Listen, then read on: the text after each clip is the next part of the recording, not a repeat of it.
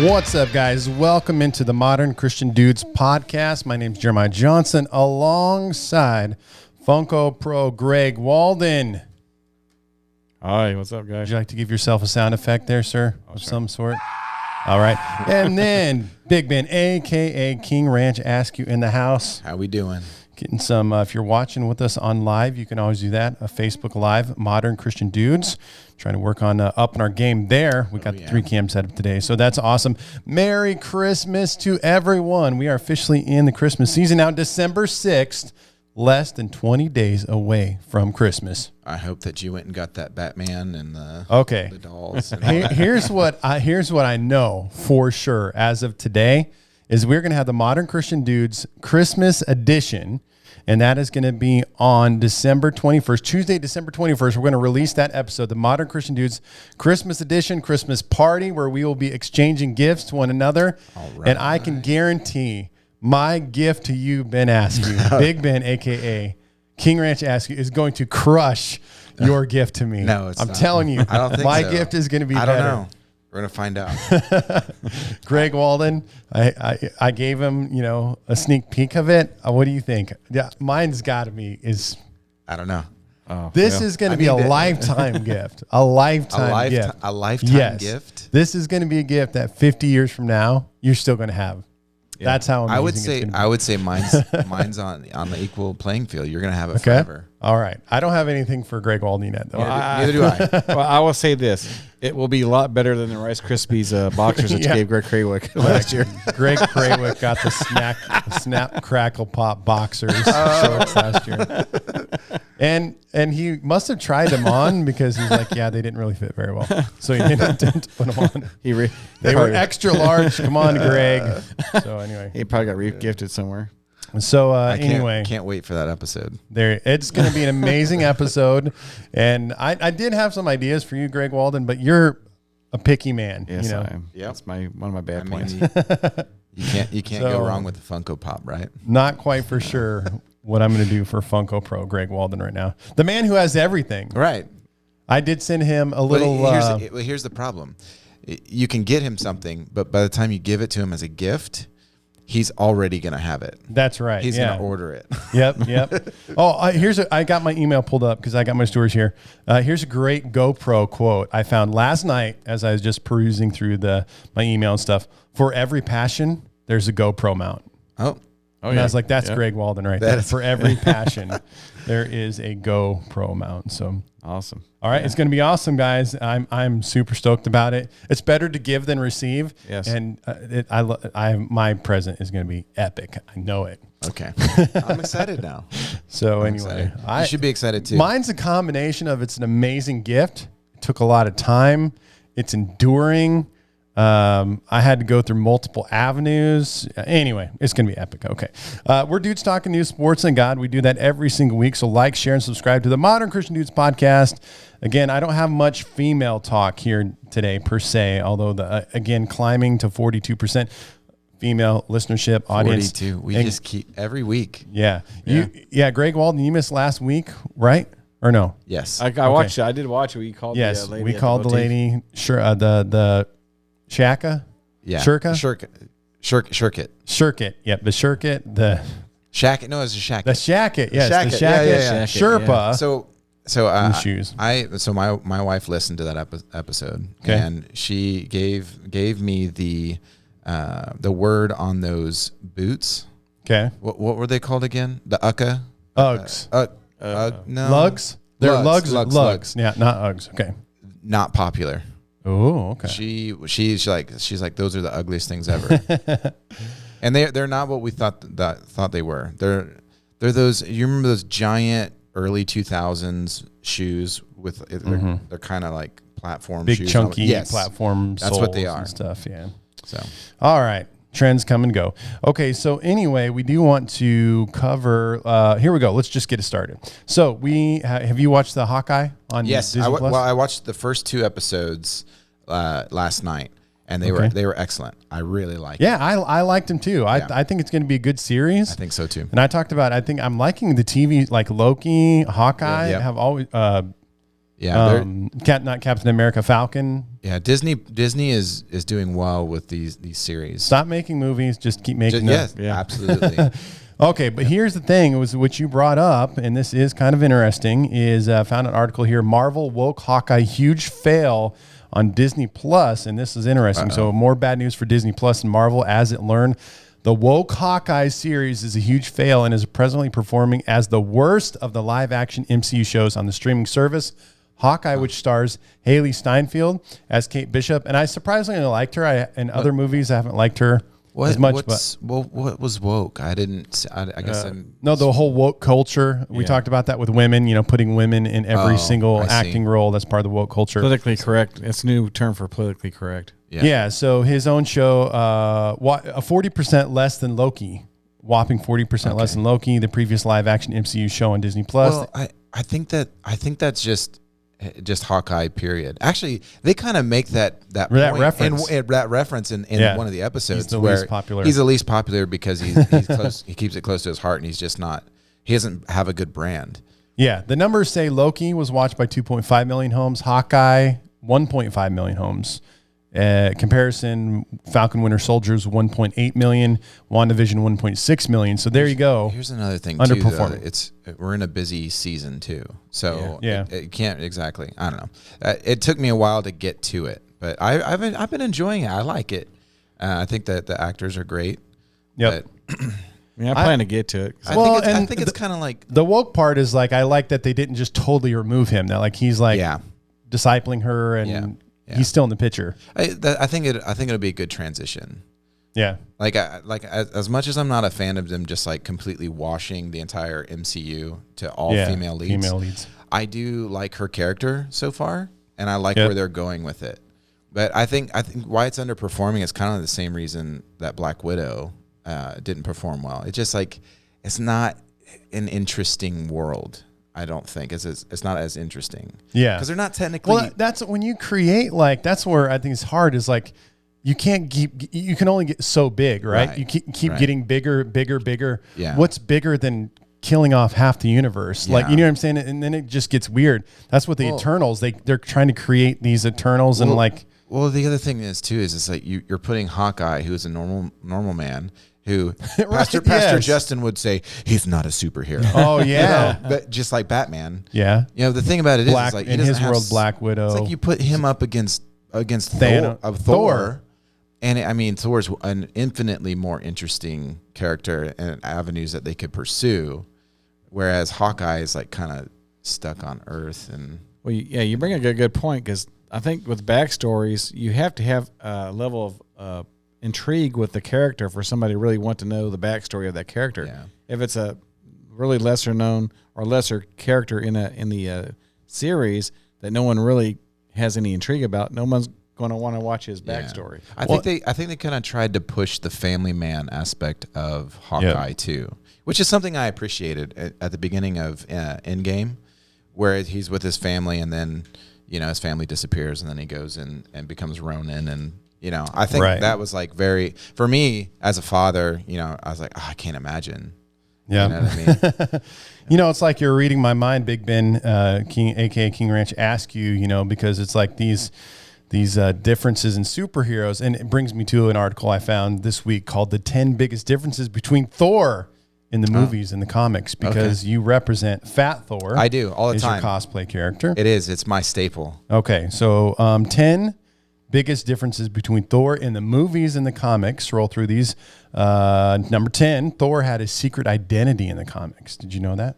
I did not know that. I didn't know that. There was a scene in the first Thor movie that had him see the name Donald Blake. That was an Easter egg and was the only time that the Thor movies ever referenced Blake. However, in the comics, Donald Blake was Thor's secret identity. Okay. He was a doctor who walked with a limp and a cane, but when struck the cane on the ground, he would become Thor. Well, they kind of made a reference to that with when he met Doctor Strange, when he had the umbrella. It was kind of the same premise. Yeah. They're incognito. Won't go through all these. Thor is more powerful in the comics, which I think is true. While Thor was unable to remain in his superhero form without Mjolnir, at the end of the day, he was much more powerful in the comics. In the MCU, Thor needed to pull into himself to retrieve the power of Odin. That was Mjolnir, by the way. Mjolnir. Okay.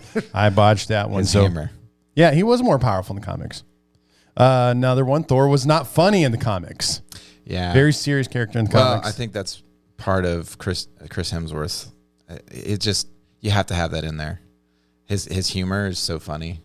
And if you watch the What If series, he's even more more comedic in that. Yeah, I loved that episode. Thor had lots of girlfriends in the comics. Did you know that? In Thor movies, he had a girlfriend on Earth and Jane Foster. The two seemed to break up, and that was it for him.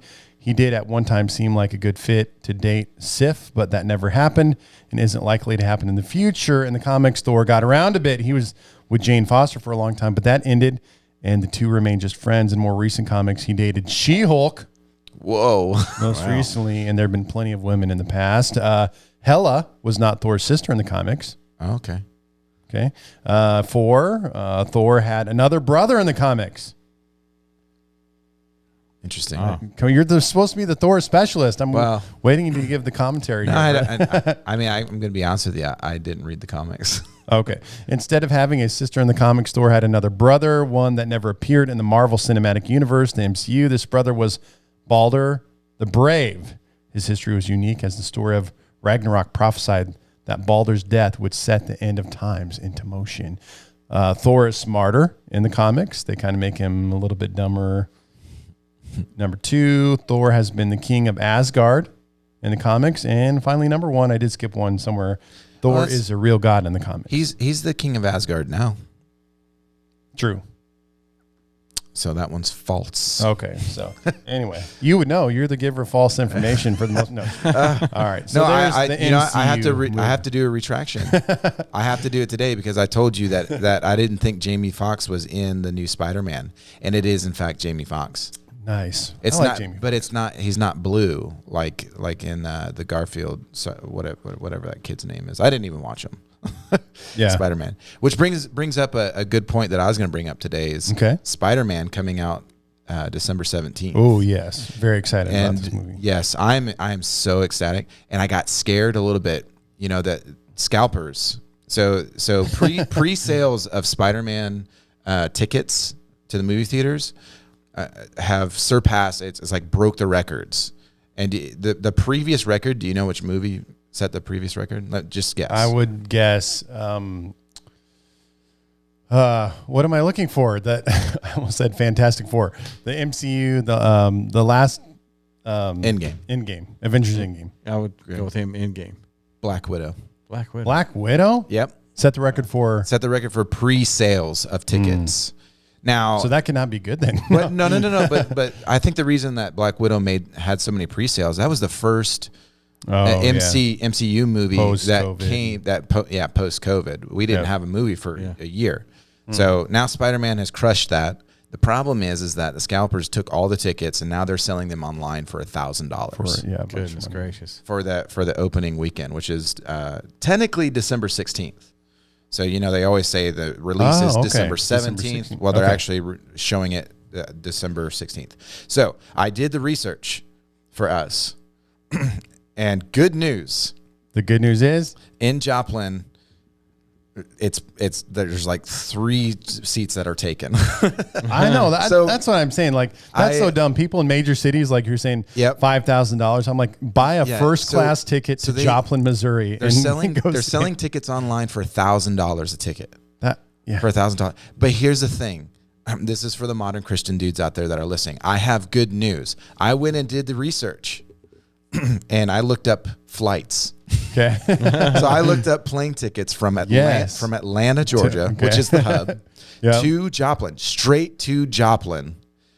$150. And they're between $300 to $500. Okay. And then so a ticket is about $13. So if car rental $100. If you actually buy a plane ticket to Joplin.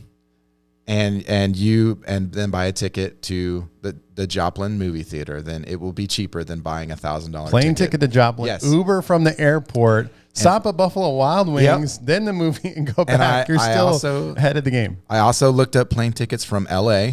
Okay. And it's the same. It's about the same, $300 Come on, to guys. $500. So it's cheaper to get a plane ticket and fly to Joplin to watch Spider-Man than it is to buy a $1,000 ticket. And then I went even further than that. I like this. Yes. And I looked up plane tickets from Anchorage, Alaska. Okay. To Joplin, and unfortunately, you start getting into about $1,200. Okay. So if you're gonna buy a ticket in Anchorage, it is cheaper to just buy the $1,000 ticket. Or you could just wait till next week and then pay just regular price for a ticket. Bingo, which is what I'm gonna do if it's a problem. I think we're good to go. We'll find it somewhere in this area. We'll even maybe take Dr. R.B. Maynard with us, and that is the worst MC movie to take him to get into. He's like, I don't understand this multiverse stuff. But let's pass it over to you in just a second here, Funko Pro Greg Walden. But I think this is a story that suits you. You seem like a Bob Dole kind of guy. You got that Bob Dole look in your face. Bob Dole, former GOP presidential candidate and longtime senator, dies at 98 years old. I saw that. Yeah, I saw it yesterday. Yeah, actually, Justin called me while we were driving to pick up the kids, and he's like, "Yeah, Bob Dole died." And like, man, I thought he was already dead. I was like, "He's still alive?" Man, I'm sorry. I remember him for the Pepsi commercial. Wasn't he in Pepsi commercials? That's what I remember. I can't. When was he a presidential candidate? Or he was a presidential candidate in '96. He was running against Bill Clinton when Bill Clinton was running for 1971 when he was a national chairman, and culminated in 1996 as the GOP presidential nominee in an election lost to Bill Clinton. Until 2018, Dole held the record as the Senate's longest-serving Republican leader, a post he held for nearly 11 years. So there you go. Wow. Yeah. I'd definitely be praying for his family. It's sad. He's a World War II veteran, and 98 years old. That's a good life. That's not quite the Smuckers 100 Years Smuckers Club, but anyway, Bob Dole. What you got over there, Funko Pro Greg Walden? Well, besides, and I also messaged him about new GoPro batteries that are coming out. Yeah. Cold weather batteries. Yeah. He's like, I'll get a few of those. Is that an attachment? You just attach it, or it's no? It's a battery. The actual battery. It's a cold weather. So they open up and you can replace them. I'm not an expert in GoPro. It's just another battery. It's a different battery. I mean, it's the same size, dimension stuff. It's just another battery. They've improved the technology inside the battery itself. I see. It gives like about 33% more life in cold weather. Yep. And 48% more life in hot weather. Wow. But how often are you getting in cold enough weather that's going to zap your battery? Not here. I figure if you're up in Anchorage, Alaska, yeah, it might be beneficial to you up there. But speaking of, we're big Elon Musk fans here. I also have Starlink, which is an excellent internet service. Starlink. I keep pushing it to my family back home because they complain about their terrible that'd be internet, perfect. HughesNet and stuff, and they just won't. They're just like, no. HughesNet. It's like, well, China. It's all China. Then you're gonna China. And you're gonna keep complaining about your crappy internet. Yeah, I want it. Yeah, so, hey, well, I got it back in April, I think, somewhere. It was early this year. Because I had this. You've had it so long. They have a new dish. Yeah, they even got a dish. Yeah, I got the original dish. But keep that when forever. I first got it, I was pulling like 150 down and about 15 up, and now I'm averaging about 240 down and about 20 up. And like one time a few weeks ago, I was just doing a speed test because my wife got her when she was working at the telework job. I did a speed test. It came like 660 down. Oof. I'm like, goodness gracious, I thought my dish melted or something. You know, one of the interesting things, all these people that are doing the van life, they're starting to, they're putting them on there. Yeah, and that's a game changer. Yes, you know what I mean. Having high speed internet on. I can't wait for that cell phone. The cell phone with Starlink. Yeah, the Tesla phone. Hallelujah. Well, there's a news article I saw today that Starlink download speed touches 370 megabits per second at 14,000 foot altitude. Oof. So I'm like, if you get your house at 14,000 foot, right, you're solid, man. Colorado, somewhere up in the Rockies. If you don't mind the 80 inches of snow, and all that, but at least you get fast internet. That's changing everything for rural communities for sure. Yeah. I'm interested to see what happens with the government programs where You know, a lot of the rural communities, like where I'm from, there's a lot of teachers that live in places that don't have good internet service, even the students. Yeah. And with this COVID stuff where a lot of them were remote, well, a lot of them didn't have internet or good enough internet to do Zoom calls or anything like that. So it'll be interesting to see like rural development grants that the government's going to. Well, the problem with Starlink right now is they're having an issue with people. You know, there's a lot of people ordering it, but they're telling them they have to wait till about 2023 or something like that to get the equipment. Oh, yeah. Wow. So that's become a big hot potato for SpaceX.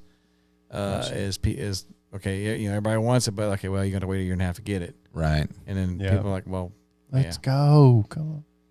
So you're saying that people are going to be selling their Starlink stuff online for really expensive. Well, it's possible if somebody doesn't want it anymore. Like, hey, I'll sell it. You can wait a year and a half, or you can buy it from me for about $2,000. Right. Which is what is it? I wouldn't do that. It's a $400 startup cost, right? Yeah. And then about $100 a month. Yep, about $99 a month. Yep. Yeah. So if you're in a rural community, that's a really good option. But you have to wait. That's a good price. Okay, Funko. Big Ben, Uh-oh. aka King Wrench, ask you what else you got there. That was it. My SpiderMan thing was my deal today. I did the research. I found the tickets and. Good job. Give him some kind of sound effect over there for that wonderful research. Ooh. Okay.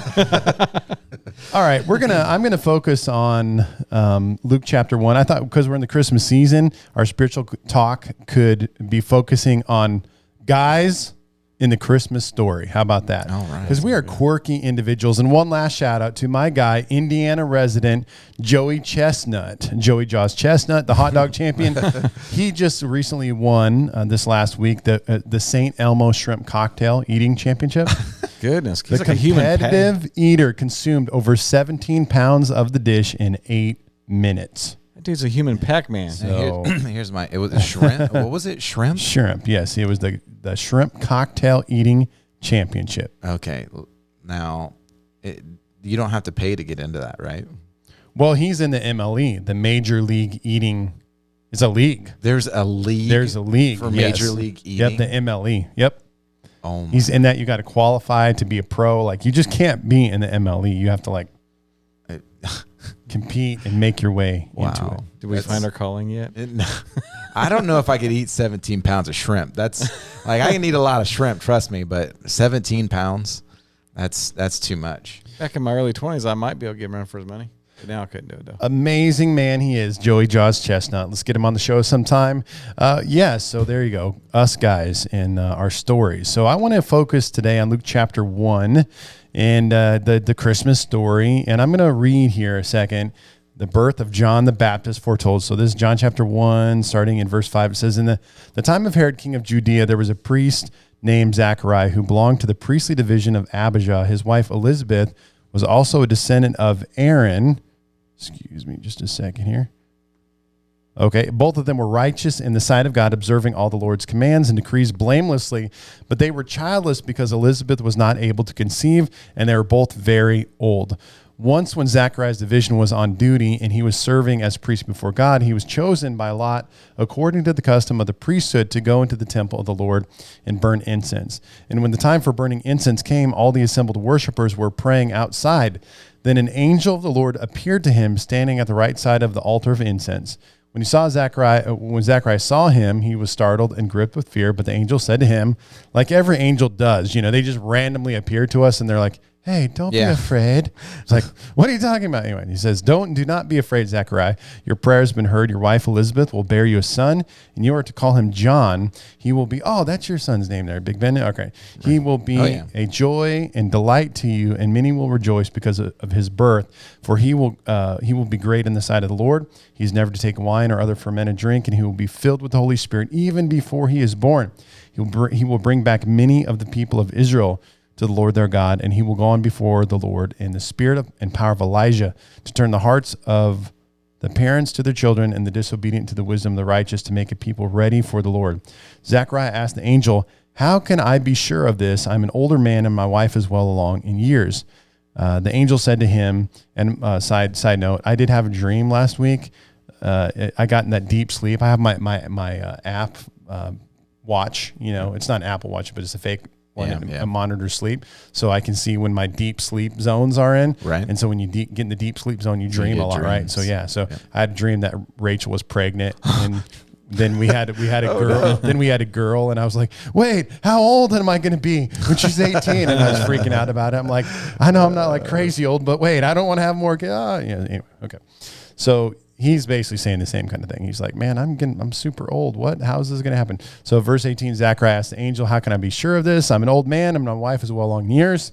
And if you read the Bible, or at least the Torah, he should know God does this. He takes old ladies and gets them, has them conceive. Come on, this is an age-old story. No, Abraham. So the angel said to him, "I'm Gabriel. I stand in the presence of God, and I've been sent to speak to you and tell you this good news.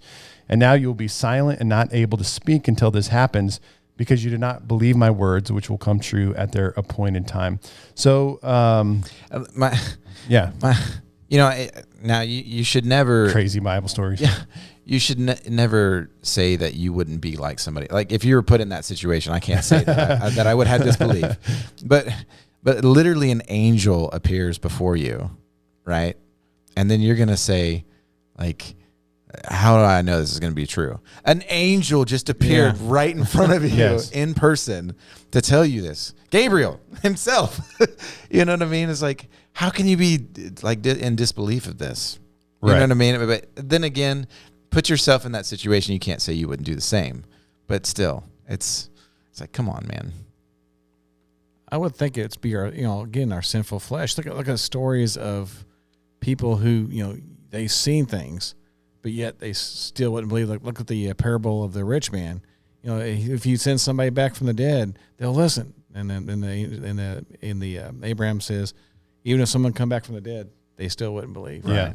So the first point I wanted to make today is what I've learned from Christmas so far as I begin to reread through the story. Shout out to our female listening audience. Is Christmas shows us that women are more spiritual than men, clearly, because we got Zachariah and we have Joseph, right? And they're the doubters in the story. And, like Mary's the one who's like, "Yes, Lord, I'm your servant." Yes, she was afraid of the angel too, but she's like, "Yes, I'm your servant. I just believe." So why is it that women? It does seem like there's a greater spiritual sensitivity that women have to the Lord as opposed to men.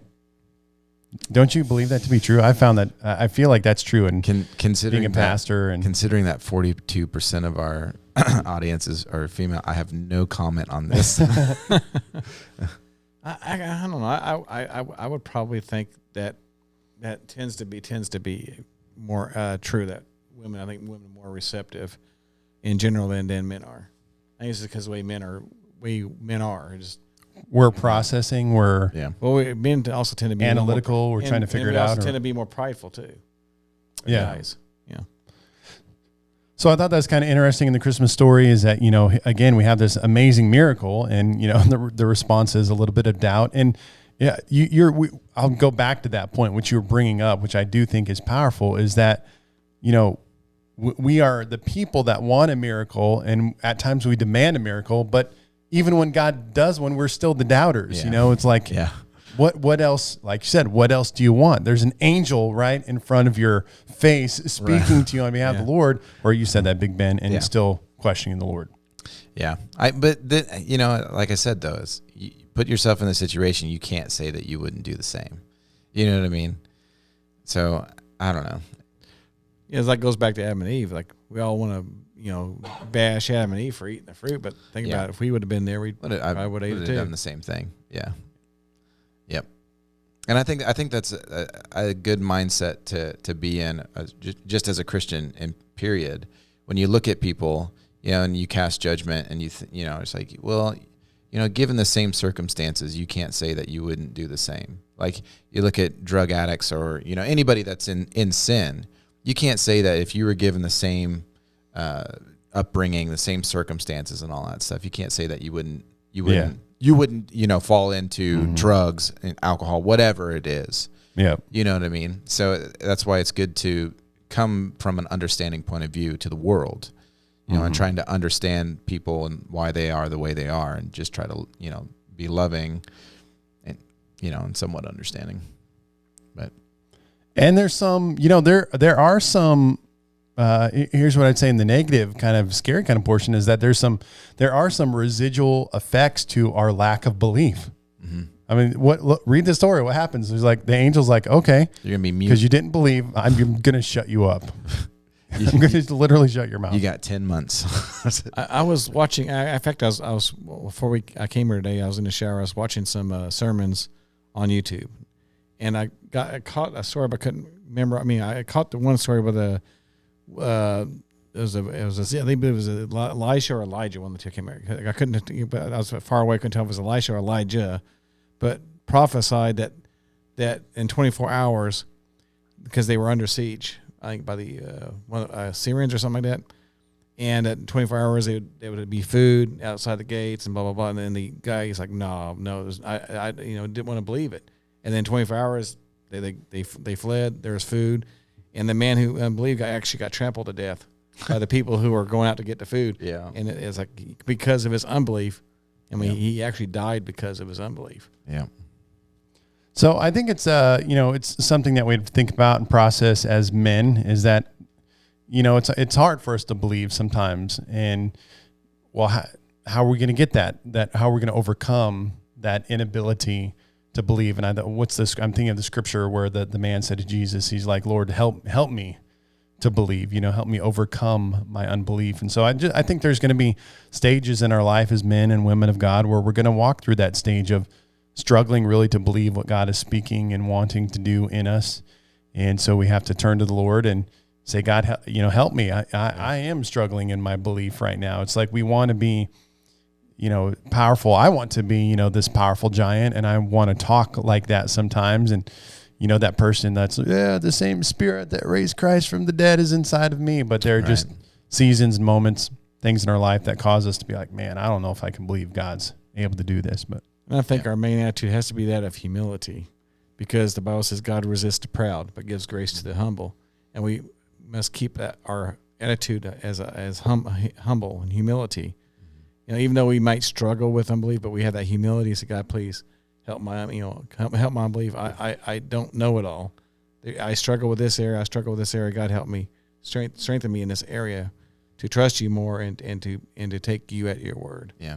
Well, that's why it's so important to have a relationship with God and get in the Word and pray, because it's easy as a Christian to get into a legal mentality. So basically, I do good, I don't do bad things. Mm-hmm. And you get in that law, basically like the law of Moses, but you're relying on being a good person, but then your relationship with God and the faith, it just kind of wanes over time.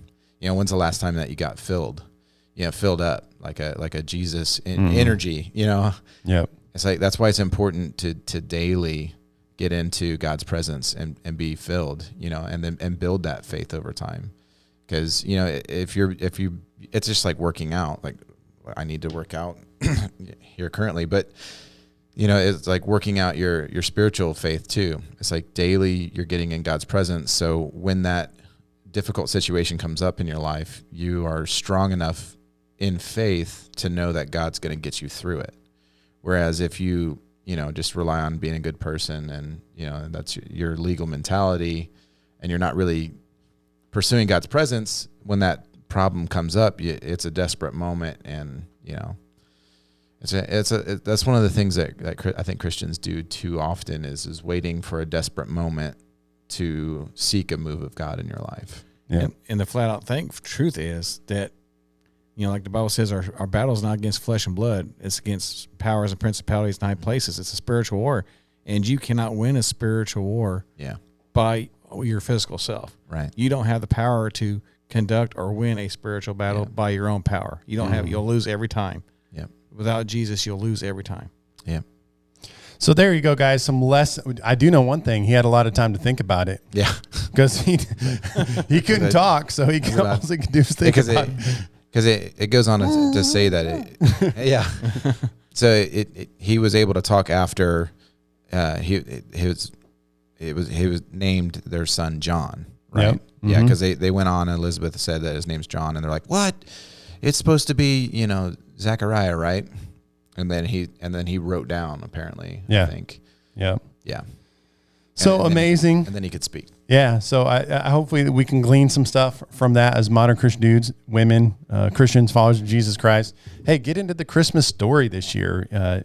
I know it could be, maybe you've been a believer for 98 years like Bob Dole was, and you've read it a million times, but we keep reading the story and gleaning from that story. So that's what we're going to do the next few weeks is we're going to look at some of those modern Christian dudes in the Christmas story and take some advice from them. So, all right, guys, Dudes Talking News, Sports and God. Don't forget, 2 weeks from now, Modern Christian Dudes Christmas party coming down the pipe. All right. Talk to you guys next time.